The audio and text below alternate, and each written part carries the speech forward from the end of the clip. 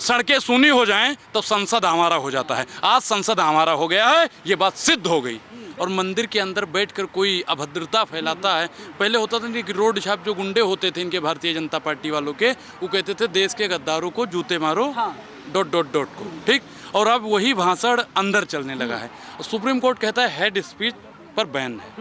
क्या वो बैन उन पे लगेगा, रमेश बिधोड़ी पे? प्रधानमंत्री मोदी जी उसके लिए एक भी ट्वीट नहीं किए हैं। अरे बीजेपी के सांसद है भाई। नहीं, बीजेपी के सांसद हैं तो इसके मतलब किसी को गाली दे देंगे। बीजेपी के सांसद हैं तो किसी को कुछ सर्टिफिकेट मिला है। मनोज तिवारी हो, अनुराग ठाकुर हो, प्रवेश वर्मा हो, ये सब लोग बोलते हैं क्या कार्रवाई हुई? ये सांसद की एक मर्यादा की हत्या हो रही है। लोकतंत्र के जो लोकतंत्र है ना, उसकी भी ये हत्या हो रही है। और प्रधान अभी वहाँ पे मीडिया वाले भी ऐसे करते रहते, जी न्यूज वाले भी। दानिश भाई ने बता दिया कि आप एजेंडा मत चलाइए, तो आपसे भी कहते हैं कि एजेंडा मत चलाइए, हमको बोलने दीजिए। क्योंकि अभी गोदी पत्रकारों से कई लोगों से हमारी बात हुई, हमने कहा भैया लाइव चला रहे हो, कह रहे हैं लाइव नहीं चला रहे हैं। अरे पत्रकार क्या करें, नौकरी करते हैं बेचारे। ठीक है, घर परिवार चलता है, जो उससे पैसा मिलता है 2-4 हजार, 10 हजार, 20 हजार, 50 हजार, 1 लाख रुपया। मैं कहता हूँ बाबा साहब भीमराव अम्बेडकर ने कहा था कि 100 दिन बकरियों की तरह जीने से अच्छा एक दिन शेर का जिया जाए। तो आप प्रधानमंत्री जी तो बोलेंगे नहीं, क्योंकि आरएसएस की शाखाओं में और नए भारत में यही सिखाया जाता है कि मुसलमानों को ये बोल दो, मुसलमानों को फलाना बोल दो। मोदी जी के सपनों का भारत है, 2023 चल रहा है। हाँ, ये सपनों का भारत है कि एक सांसद को जो भारी भरकम वोटों से जीतता हो उसको कठमुल्ला बोल दो, उसको उग्रवादी बोल दो, उसको आतंकवादी बोल दो। ये नया भारत है साहब, हमने देखा है नया भारत।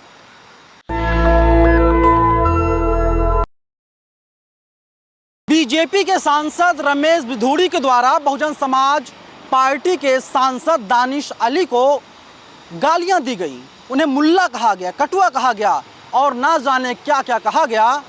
उसको हम आपको नहीं बता सकते क्योंकि इतना ज़्यादा वो भाषा उनकी अभद्र थी। ये देखिए, कुंवर दानिश अली का बंगला है, हम उनके बंगले के बाहर मौजूद हैं और अंदर हमने उनसे बातचीत किया तो उन्होंने साफ तौर पर नेशनल दस्तक से कहा कि अगर उन्हें इंसाफ नहीं मिलता, उन्हें जस्टिस नहीं मिलता, वे लोकसभा छोड़ देंगे, यानी इस्तीफा दे देंगे।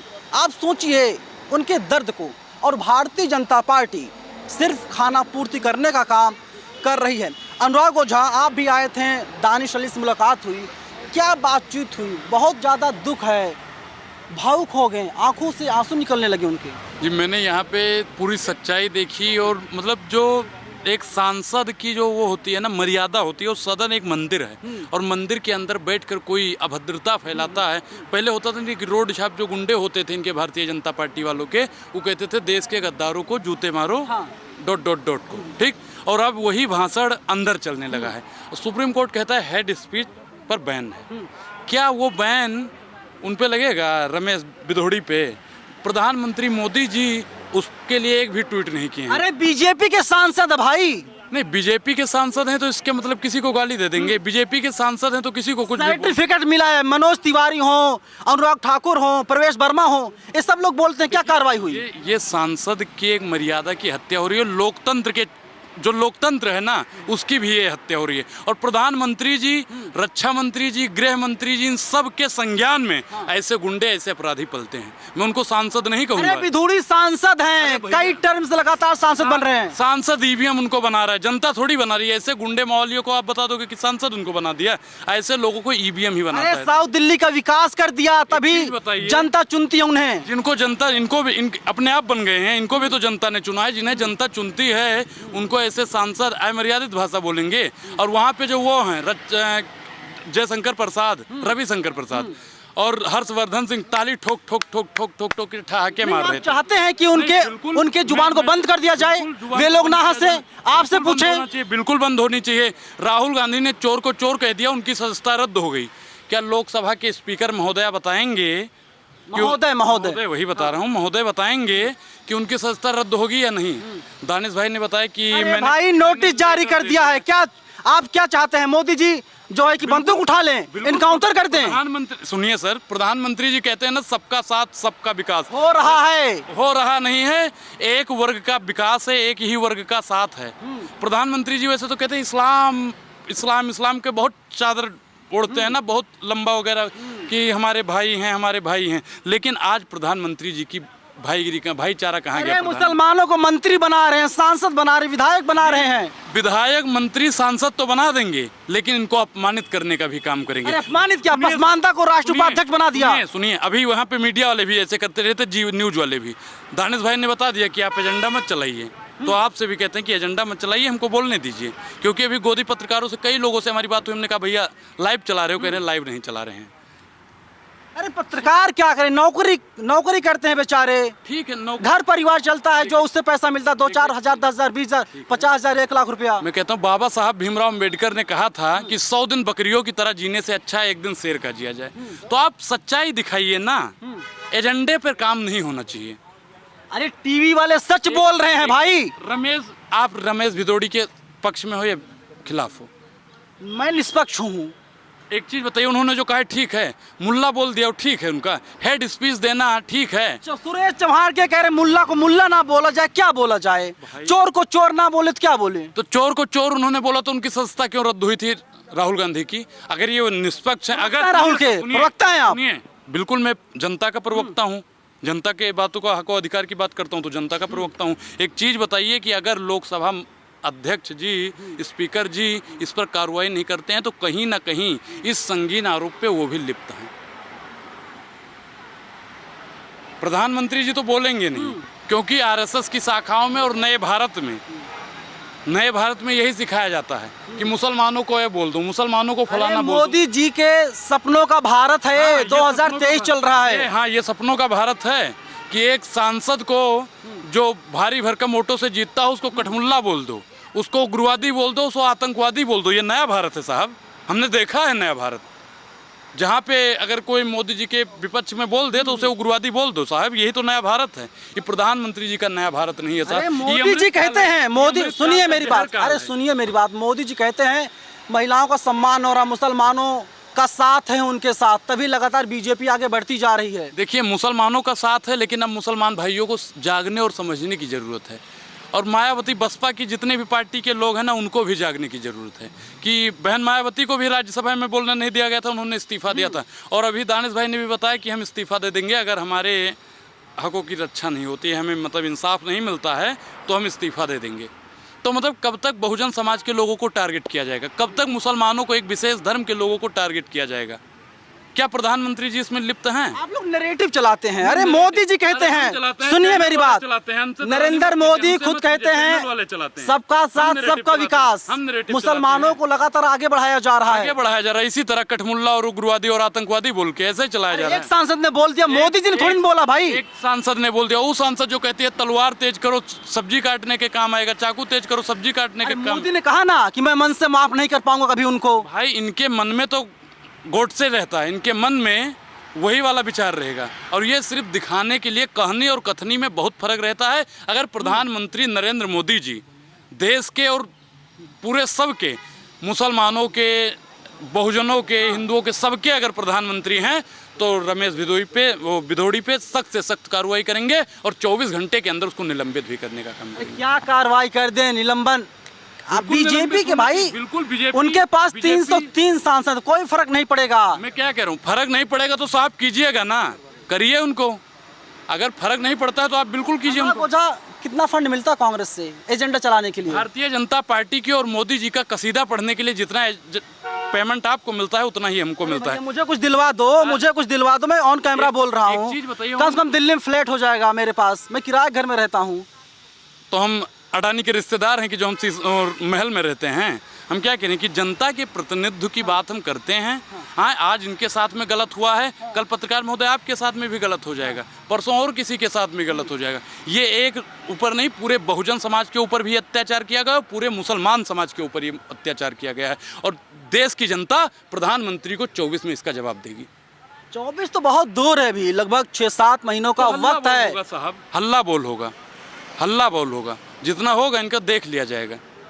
प्रधानमंत्री जी ने अगर इस पर कार्रवाई नहीं की, भैया आप कहे डिस्टर्ब कहे जाएं, अपना काम कीजिए, हम नहीं बोले तो आप करिएगा, आप करिएगा तो हमको नहीं बोलने देंगे।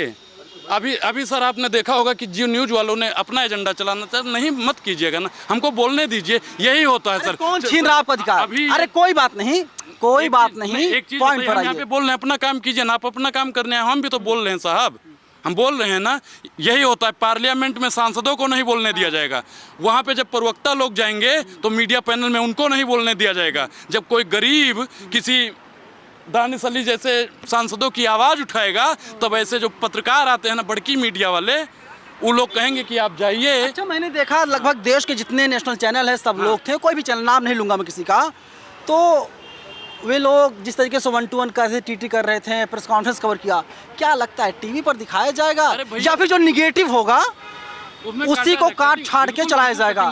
किस तरीके से बदनाम किया जाए दानिश अली को? भाई मैं क्या कहूँ, प्रत्यक्षम किम प्रमाणम।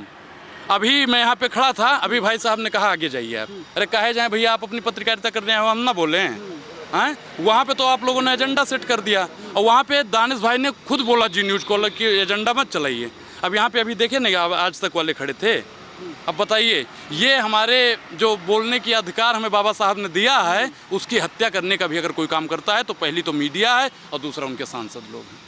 लेकिन वे लोग तो लोकतंत्र को बचाने का काम कर रहे हैं, ऐसा दावा है नहीं टीवी वालों का। लोकतंत्र को क्या बचा रहे हैं? लोकतंत्र की हत्या करते रहे हैं, सांसदों की हो या किसी की हो। ये मर्यादित भाषाओं को डेली और प्राकोष्ठा एक होता नहीं कि बोल बोल के परोसते हैं। भारतीय जनता पार्टी और आरएसएस के संघ के कार्यालय में इन लोगों को रात में पढ़ाया जाता है और सुबह ये लोग जाके हेड स्पीच देते हैं, और इनके जो पूर्व मंत्री लोग ठहाके मार के हंसते हैं, और जब इनसे पूछा जाता है तो कहते हैं कि हमने सुना नहीं है। अब साहब आप बताइए कि आपने जब सुना नहीं तो ऐसे ही हंस रहे थे? हो सकता ना सुना, ईरानी जी चुप हैं, एक चीज बताइए, मोदी जी चुप हैं, अमित शाह जी चुप हैं, राजनाथ सिंह ने बोला है। राजनाथ ने कहा कि अगर बट है यदि और लेकिन, हाँ वही, अगर मतलब इन्होंने कहा है, मैंने सुना नहीं है, अगर इन्होंने कहा है तो मैं खेद व्यक्त करता हूँ। अब कोई प्रधानमंत्री जी को गरिया दे तो क्या कहेंगे कि अगर मैंने सुना है तो मैं खेद व्यक्त करता हूँ। अभी बताइए कि जब हर्षवर्धन और रविशंकर प्रसाद ये लोग जब हंस रहे थे तो इन्होंने सुना नहीं, इसका मतलब ये है कि जब हंस रहे थे तो इनका मानसिक संतुलन ठीक नहीं है, और जिसका मानसिक संतुलन ठीक नहीं है उसे संसद भवन में रहने की कोई इजाज़त नहीं है। लेकिन वे लोग तो हैं। तो वही तो कह रहा हूँ कि यही तो प्रधानमंत्री जी की नाकामयाबी है कि अनपढ़ को, ठीक, नचनिया को और जिनका मानसिक संतुलन ठीक नहीं है उन लोगों को जब सदन के अंदर बैठा देंगे तो वो मुल्ला भी बोलेंगे, कठमुल्ला भी बोलेंगे, और उग्रवादी और आतंकवादी बोलने का ये आए दिन काम करते रहेंगे। ऐसे सांसदों अगर मुसलमान है, ऐसे सांसदों पर अगर बैन नहीं लगा तो महाराज इस देश में जन आक्रोश आंदोलन होगा। लेकिन अनुराग, नैरेटिव सेट किया जा रहा है, मुसलमान चाहे मजदूरी करता हो, चाहे कोई भी काम करता हो, या चाहे सांसद हो, तो फिर एक चीज बताइए कि अभी उन्होंने क्या नाम है उनका, विश्वकर्मा, हेमंत विश्वकर्मा, महंगाई हुई, हाँ विश्वकर्मा, महंगाई हुई, इसका जिम्मेदार कौन है? मुल्ला। सदन में कुछ होता है, इसका जिम्मेदार कौन है? मुल्ला। अगर देश में बेरोजगारी बढ़ती है, इसका जिम्मेदार है कौन? मुल्ला। यही है कि मुसलमानों को मुल्ला राम मनोहर लोहिया जी ने कहा था ना कि जब सड़कें सूनी हो जाएं तो संसद हमारा हो जाता है। आज संसद हमारा हो गया है, ये बात सिद्ध हो गई। बिल्कुल, तमाम सांसदों का दावा है कि उन लोगों ने नहीं सुना कि विधूड़ी ने क्या कुछ कहा दानिश अली को, लेकिन अगर वहीं कुछ दानिश अली ने कहा होता तो सबकी आंखें और कान जो है वो खुल गया होता, सब लोग सुन लिए होते, अब तक बवाल मच गया होता, और टीवी चैनल पर 24 घंटे यही खबर चलाई जाती, बाकायदा शाम 4 बजे से लेकर के रात के 11 बजे तक इसी पर डिबेट करवाया जाता कि बहुजन समाज पार्टी के सांसद की हिम्मत कैसे हो गई कि वो इस तरीके की बातें कर रहा है। कटघरे में खड़ा किया जाता, सवाल पूछा जाता, और अब तक ना जाने क्या हो गया होता। लेकिन जो सांसद हैं जिनके ऊपर एलिगेशन लग रहे हैं वे भारतीय जनता पार्टी के सांसद हैं, इसीलिए अभी तक कोई कार्रवाई नहीं हो रही है और सिर्फ सो कॉल्ड नोटिस देने की बात लगातार की जा रही है। कैमरा पर्सन आशीष के साथ मैं नवीन कुमार नंदन, national Dastak, Pandara road, Delhi. National Dastak की आपसे गुजारिश है कि अगर इसको बचाना चाहते हैं तो नेशनल दस्तक को सब्सक्राइब करने के लिए रेड कलर के सब्सक्राइब बटन को दबाएं, फिर बेल आइकन की घंटी दबाएं। नेशनल दस्तक को बचाने के लिए बहुत जरूरी है कि हर खबर को शेयर करें, लाइक करें, कमेंट जरूर करें।